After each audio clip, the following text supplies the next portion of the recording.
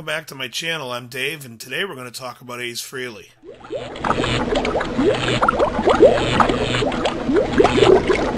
Now, Ace Frehley was one of those guitar players that when I was a little kid playing the air guitar on a tennis racket or whatever the hell was the object of choice, Ace Frehley was the guy that I used to think about me being.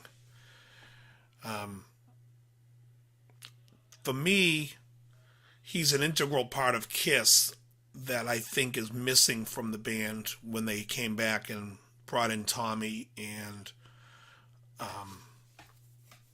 Eric Singer.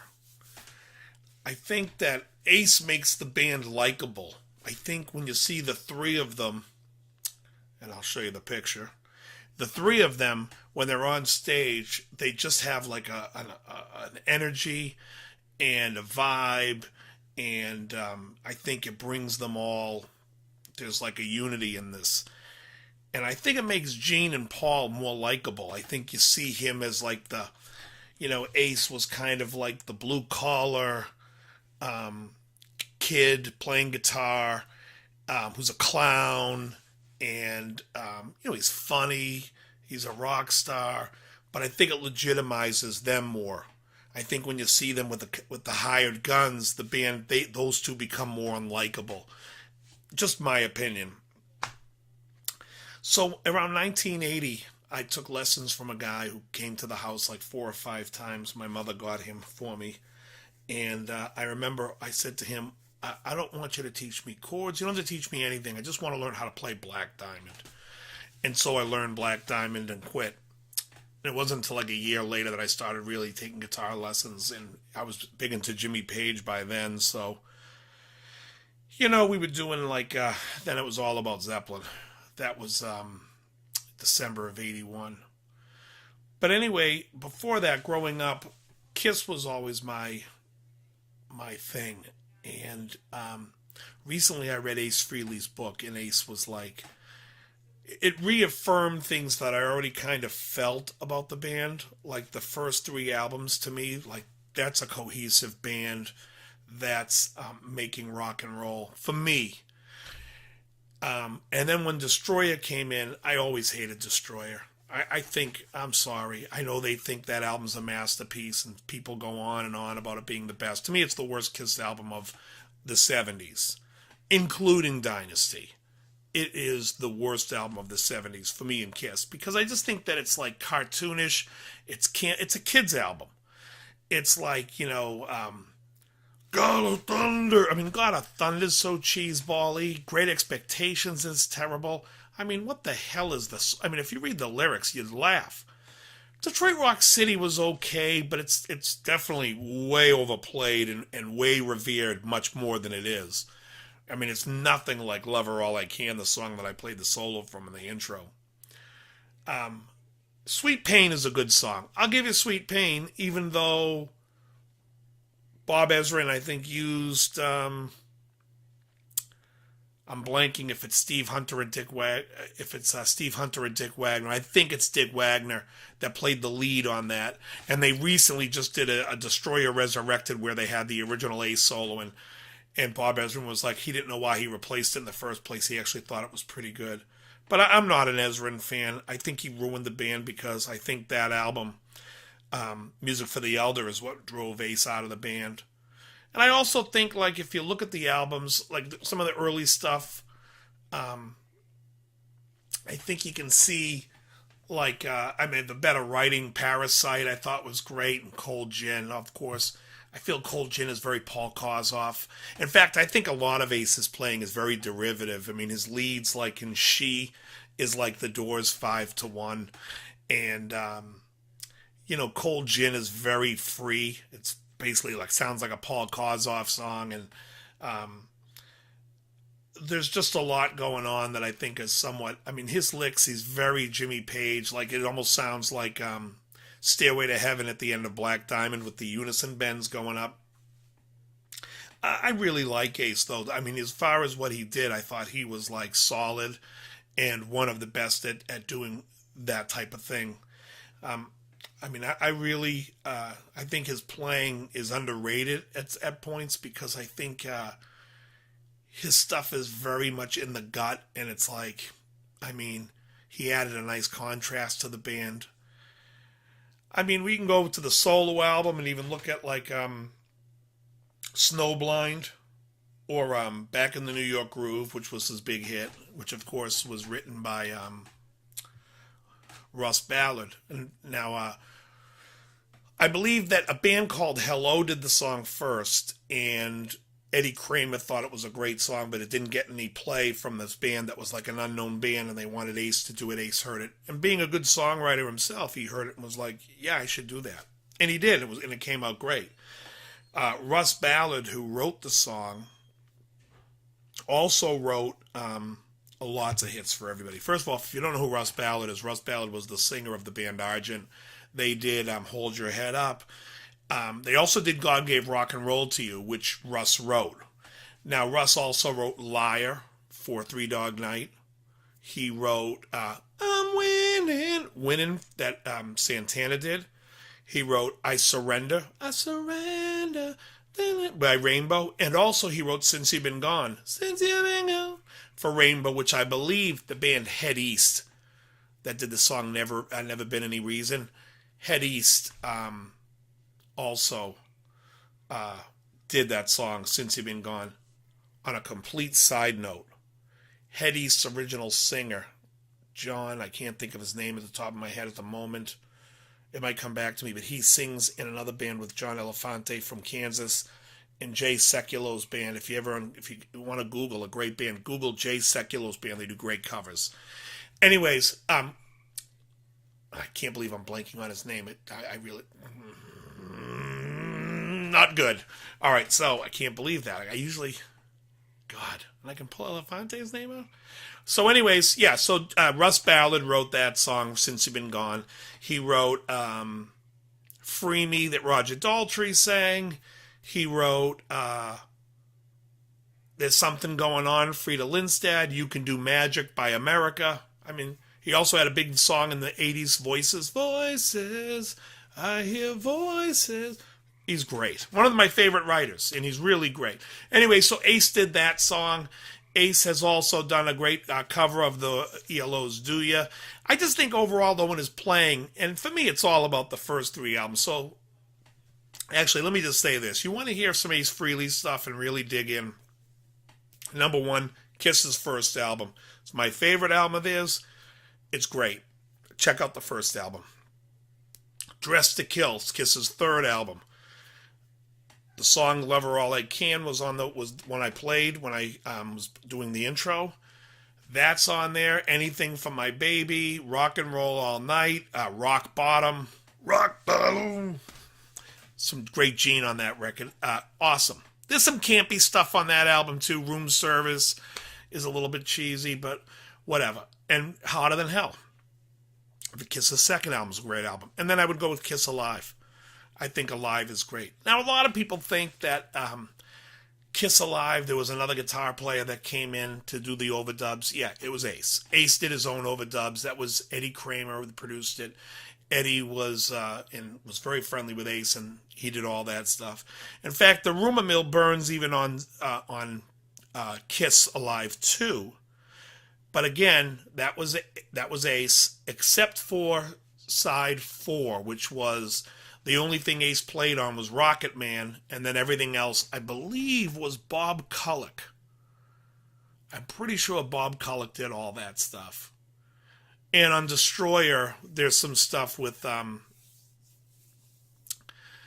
think Ace played on, like, Detroit Rock City, but he didn't write those lines. But Sweet Pain, I believe. And I believe it was Dick Wagner, not Steve Hunter. Dick Wagner and Steve Hunter were the two guitar players that Bob Ezrin used to use. They came from Alice Cooper's band. You can hear them on Aerosmith's Same Old Song and Dance, and Train Kept a Rollin'. Everyone used to, that's a great solo. Those solos are all are Dick Wagner and Steve Hunter. They're not Joe Perry and Brad Whitford. But anyways, yeah. So I just wanted to spotlight Ace, talk a little bit about him. Again, I really do think that Ace brings like that level of humility to the band. And I do want to say, so the other day I was listening to Eddie Trunk, and it was a thing with Eddie Trunk and D. Snyder. And D. Snyder had made some comments, and I think this goes back to 2015. D. Snyder made some comments about Tommy Thayer being from a tribute band, and that he's wearing Ace's costume. And my thought on it was, I agree 100% with D. Snyder. I think D, and then Paul Stanley came back and was like, well, D's a wannabe and all this other stuff. And I think that's unfair because, I mean, D's not saying that Kiss is that Kiss and Twisted Sister are somehow in are neck and neck. I mean, it's a blowaway. Kiss had a much bigger career, and but D had a great career, and he was a writer. He wrote a film. He's a charitable guy, and I think that everything that D has said was a great opinion and a great commentary from a fan. He's a fan of the band, so why shouldn't he open up his mouth and say something? So Paul wanted to come back and attack him, and I thought that was wrong. And so here's what I thought. I thought, I understand because I can empathize on both sides. Obviously, I can empathize on the fan side because that's where I'm at. But I can empathize on Paul and Gene's side because here they are, part of my expression, with their dick in their hand. They have no guitar player and drummer, and they need to replace these guys. The thing I have is, so let's just say, why can't, keep Peter Criss's makeup. Instead of putting the green here, why don't you put yellow or another color and make it look so it's like, oh, it's close, but it's not exact, but it's enough that people go right away from a distance, that's Eric Singer, that's Peter Criss. He's wearing green, he's got yellow. It's little, but it's enough that you get a little story, because they're all cartoonish, and the same with Ace. Don't have him be exactly like Ace. Do something different with the makeup. Like if it's silver here, use gold, or use something that it's not the original, that you can see them and go boom and bang, so you don't come across like you're selling Kiss. And then what I would do is I would say, this is the Kiss show. We're not here to promote that it's Kiss, but it's the Kiss show featuring Paul and Gene. Now, if you do it this way with the Kiss show, eventually it doesn't have to feature Paul and Gene, and they can bow out and get two other replacements for them. But at least it comes across as a tribute to the makeup of Kiss. Now, if they would only do that and drop the damn songs from the 80s, like Let's Put the X in Sex, Heaven's on Fire, Lick It Up. If I never heard those songs again, let me tell you, the world would be a better place. Those songs make like Bon Jovi look machismo. I mean, it's just, those songs are poor. I'm sorry. I can't stand hair bands, and I can't stand sappy pop like that. It's just nonsense. But I would love to hear more stuff. Obviously they're not going to do so much on the Ace stuff, but Save Your Love on Dynasty was great. Torpedo Girl, which I think is on Unmasked. If you look at the two albums with Anton Fig on drums, which was Dynasty and Unmasked, and I believe Anton Fig's on every song except for Dirty Living. Dirty Living, I believe, was Peter. But if you look at those two albums, the great songs on those albums are all Aces. Torpedo Girl, Two Sides of the Coin, Save Your Love. Ace does a cover of, did I say Peter Ace? They're all Aces. But Ace does a cover of 2000 Man, which is great. What was the other song? Hard Times. In Hard Times. To me, he was the real, the rock guy in the band, and he brought to me the band to be that, what that was. As far as, like I said, Destroyer I never liked. Rock and Roll Over was okay, and Love Gun, I like Almost Human. Gene's my favorite singer in the band, so I love Almost Human. That Peter Criss song on that album, Love Gun. Hooligan. I'm sorry. It's the dumbest song ever. Dropped out of school when I was 22. What were you doing? Doing your dissertation? You were 2 weeks from graduation and you decide that's it. I'm out. I'm a badass. It's the stupidest lyric ever. Dropped out of school when I was 22. You badass. You were in your first year of getting your master's and you said, that's it, I'm out. I'm too hard ass. I like old cars. And I mean, honestly, that song, it makes me laugh because it's the dumbest thing I've ever I've ever heard. Well, almost as much as like the opening lyric to Take Me. I mean, some of their songs are just sad. Obviously, like I Want You, I like a lot, and I Stole Your Love, I like. I think I like the live version better on Kiss Alive too. I mean, I could go on and on about Kiss, and there's so much fun. When you talk out to an old Kiss fan and you start bringing up some songs, there's some great ones. So let me just, if you're not familiar with Ace's playing, or you weren't really a Kiss fan and you missed that boat, let me just give you some songs to look up. First, I would look up Love Her All I Can. That's the one that I played. And also, Anthrax does an awesome cover of it with Paul and Gene doing the harmony with John Bush. It's great. So Love Her All I Can, fantastic. On the first album, I love the outro to Let Me Know. Awesome. I mean, the whole song Let Me Know is great. I love it. And Cold Gin. And there's another that go to Hotter Than Hell album, Parasite. It's just, it's great stuff. Like I said, now I get a kick out of him that, he's just put out an album of covers. I enjoy the hell out of him. To me, Kiss isn't Kiss without him. I'm a big Peter Criss fan too, to a point, but I could see him probably being a pain in the ass to deal with. Seems a little bit prima donna-ish in my eyes. And just from reading the different people's books, it's like everyone kind of has the same thing to say about Peter. And, and then when I heard Peter talking about like how he felt Ace did him wrong because Ace got more money out of the guys when they did the reunion. What are you, 5? Get your attorney and go organize your own deal. Cares what that guy does. If that guy was able to get a better deal, good on him. I just think that whole thing of like, it's just, it's sad, but I do think the front 3 guys, when I think of Kiss, and another thing is, why don't they go out and tour like an album? Like, I would love to go see, you put Ace back in the band. Sorry, Tommy, but I'm not going to see you. But you put Ace back in that band, keep Eric Singer on drums, and you go out and tour the first album where you do it all in its entirety in order, and then the second half of the set you can go do your greatest hits. I'm there. Same thing with Dress to Kill. You do that, I'm there. But it has to be the original 3. And Paul, I hate to say it, go out and get yourself a Firebird 1 again. I don't care where you get it. Stop it with these pieces of junk guitars that just look so frilly and like you've become the Liberace of Kiss. I mean, it's like, all I could say about Liberace is when he died, nobody knew how many pianos he actually owned, but they knew he had organs up the ass. Thank you. I'm here all week. Try the veal. Anyways, that's an old joke. But anyways, that's a show I would go see. I would see it in a heartbeat. Yeah. So I wanted to bring up Ace because Ace was the one when I first started playing. And it's funny because I never really was like a one to learn the solos note for note. Now, Love Her All I Can, for this video, I actually learned it. But it doesn't matter with Ace because those songs are so ingrained in my head. I can play an Ace riff without even having, because I can hear it in my head. So, and it's so ingrained in there that I don't have to learn his stuff for me even just to know how it goes.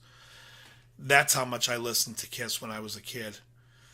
Now, I know if you guys have a favorite Kiss album and you want to talk about it, put it on the bottom. If there's a favorite Ace solo album that you liked, for me, still first, the 1978 Kiss Ace Frehley album is my favorite of his. I have them all. I just like that one best. I think there's some great stuff there. I'm trying to think of the song. Something with My Baby. Speeding with My Baby. That was with him and Jeanette. They wrote it together. Anyways, that's all I can say about Ace. I think that's about it. And I'll be doing more and more guitar players that influence me along the way and bringing up more topics and whatnot and doing more lessons. But for now, I'm going to say goodbye. Very good.